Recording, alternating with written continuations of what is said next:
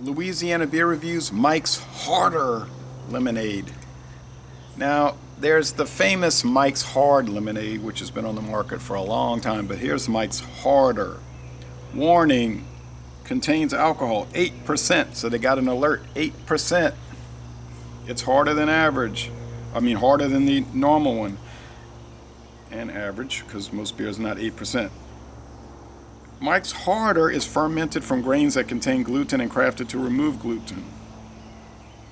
Then they go on talking about that. If you get on their website, they had this long, drawn-out explanation about they're so proud that they have been able to largely remove the gluten. And they negotiated with the U.S. government, they say, and they got the permission to put this on there, crafted to remove gluten. And that was a compromise. Doesn't say it's gluten-free, but it's crafted to remove gluten. So it's an ale which is almost like distilled in a vodka form. And there's a lot of information about that. A flavored ale, there's your disclosure, made by copyright 2020 Mike's Hard Lemonade Company in New York, Tennessee, and Wisconsin. So it's contracted out to different breweries, I'm sorry. Now there's a date, but the printing is faulty here. It didn't come out. All I see is a bunch of dots. No way I'm going to be able to make that out. That's impossible. Sorry. Bought this at Circle K. They had a deal on it. 2 cans for $3.50. $1.75 a can. Not a great deal, but not a terrible deal, but I got a single, so it's worth it. All right. Can you get 12 packs? Yes. You can get bottles too, of at least the hard. I don't know about harder. But a single's fine, and $1.75 is okay for a single. Natural flavors, no coloring added. So this is what it looks like when they have no added coloring. It's that grayish thing, and you get the carbonated, fizzy situation. This Glenmorangie glass, single malt Scotch whiskey. I saw some 1974 Glenmorangie at International Market, a single 750 milliliter bottle in a display case gift set, and for only $10,999. What a deal that was. Okay, so this is a glowing, translucent gray. That's the only way I can describe it is gray. Somebody's alarm going up. I smell I was thinking it would smell like lemonade, but really it just smells like tap water. And I'm not trying to be sarcastic or funny about it. That's what it smells like, just like faucet water, which is not a bad smell, I guess, in many cases. Some of these states you go to, they smell like sulfur, but not around here. Not much aroma. Okay, taste. And there's 2 other video reviews for this, which I intend to watch immediately following the recording of this video. It was Hero Brewing did a review, and Daniel J. Newman. I don't remember where Hero is located. I know Daniel J. Newman is in Pennsylvania. All right, the taste. Oh. Joking on it. It's like lemonade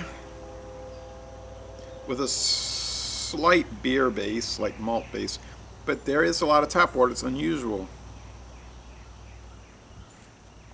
So the lemonade, you get the tartness, the tart. Are they using sodium citrate? I don't know. It's a common food additive that makes it taste tart.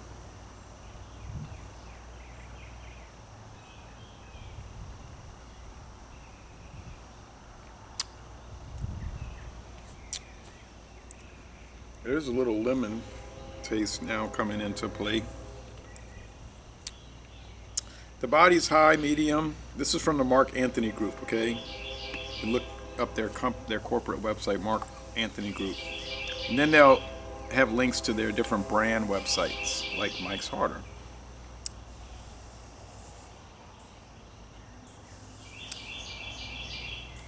Premium malt beverage with natural flavors. Okay. That's the trade description, and then on the side you have the actual disclosure, the flavored ale. www.mikesharder.com.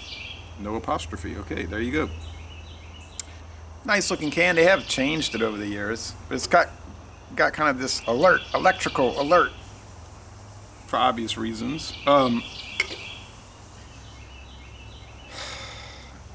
Rochester, New York, that's North American Breweries, in other words, Genesee Brewery. Wisconsin, La Crosse, Wisconsin, and Memphis, Tennessee is City Brewing. The former Schlitz Brewery in Memphis and the former G. Heilemann Brewery in La Crosse on US Highway 61, or just north of it. No, it is on the highway, that's right. The highway route.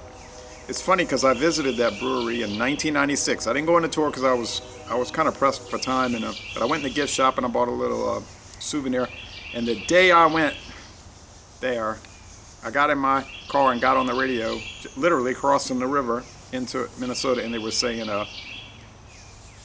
breaking news, G. Heilemann Brewing has been purchased by Stroh's Brewing. And I said, I was just there. So that was an unusual circumstance. And then it was sold off to City Brewing Partnership. And they have 3 breweries, do a lot of, well, pretty much all contract brewing. Still, that's unusual tap water. Kind of smells like what you smell in Memphis, Tennessee. I'm not kidding. Like, I've been to Memphis and drunk tap water there, which was fine, but whatever. How would I score it? I thought it was going to be a little more bold. I thought it was going to be bolder and more lemonade flavor, honestly. It's not overly sweet, though. One thing a lot of people might like about this is that like some people, they just say, oh, it's like drinking sugar. Well, it seemed like they balanced out the sweetness where they didn't go too far with it. So it's sort of like a middle ground. There is beer flavor, although it's muted. And then there's that lemonade flavor, and that's kind of low profile. Then the water flavor. I don't know, it seems like it could be refreshing, like drinking water, but it wouldn't be. It wouldn't be like drinking water. It'd be like drinking 8% flavored ale is what it would be like once you went through the whole can. So I would be careful with it. Anyway, no head of foam, no lacing. The finish is pretty dry, actually. So there's another indication it's not so sweet. So I would score it a B. Let's say 86 out of 100. A B. It's a solid B. It's good. But I remember the Mike's Harder, the 5% being better. Although I tend to enjoy the 8 to 12% flavored ales. They usually say flavored ale. So I guess they use top fermenting yeast, and maybe it's a more expedited process or something, but I don't know, the stronger ABV ones seem to have a better body interplay with the flavoring. You get at 5, it starts to become a little thin, like a candy flavoring taste that doesn't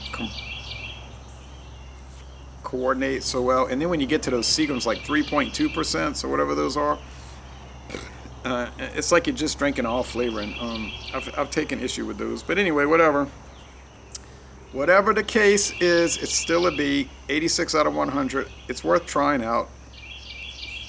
Look like they got some new flavors, so have to check those out. So I'm going to end this review by saying, boy, the sun is so bright I can barely keep my eyes open. I'm going to end this, go sunbathing, end this review by saying, y'all come on down to sunny today, southeastern Louisiana.